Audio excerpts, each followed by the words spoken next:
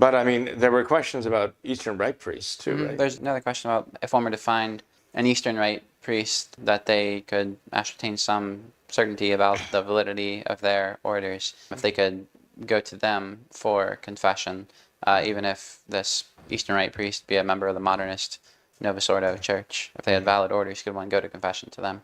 Yes, well, if they're validly ordained, they would have the power of granting absolution, especially in extreme case.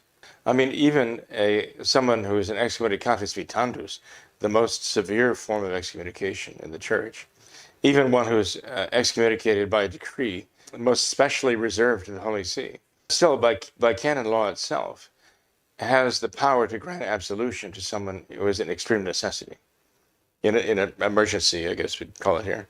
That's for the benefit of the faithful. That's because the power of the sacraments exists for the sake of the salvation of souls. The supreme law of the church, as you know, is the salvation of souls. And so the church waives all the other considerations when a soul is in need of the grace of God through the sacraments, or they're in danger of death.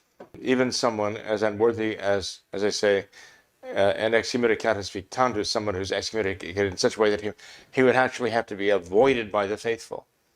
And that if he walked into a church, the Mass and the divine office, whatever, would have to stop until he left. I mean, that's how serious it is.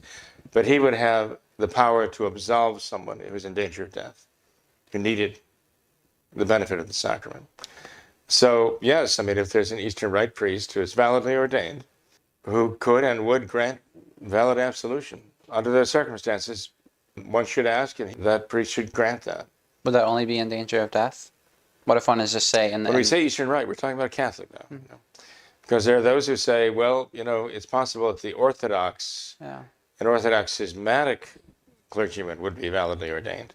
And so I could receive absolution from him. But there are those who say, out of deference and love for the church, which is insulted by that schism, I will simply ask God for the grace of perfect contrition and ask God that mercy, rather than, in his own mind, let's say, sully that, you know, connection with the church by going to a schismatic who might be validly ordained.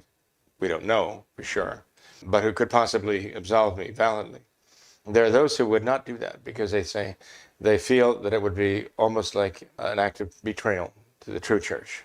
But, you know, that's a personal decision that they would make. But I'm sorry, Tom, you asked a question just now. If there is this hypothetical validly ordained Eastern Rite priest who's a member of the modernist Novus Ordo Church, should one go to confession to him outside of these circumstances, these most extreme circumstances? If he just say there's no other priest around and he finds this valid priest, should he go to confession? Yes, outside of those extreme circumstances, one could go and avail himself of that priest's valid ordination and willingness to grant absolution. Right. He could. Okay. That would not require him to be in extremis and in peril of death to do that. Yeah. I would say, though, that under the circumstances today with the Novus Ordo and so on, I'd recommend that one limit going to that clergyman to the times that there's actually a necessity because of mortal sin.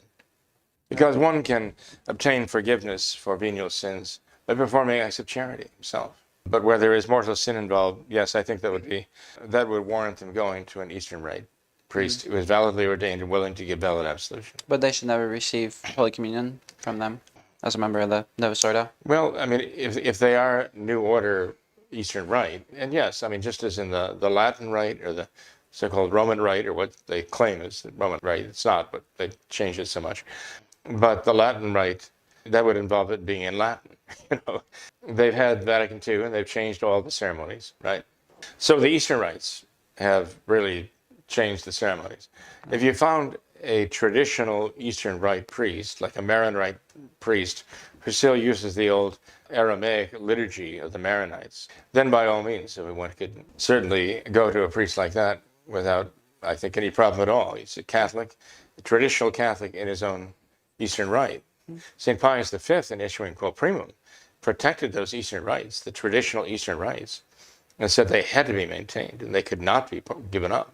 So he said that in imposing the Roman rite of Mass that he was putting into effect would apply only to those areas of the church where they were using a rite of mass that it had somehow developed over the previous 200 years.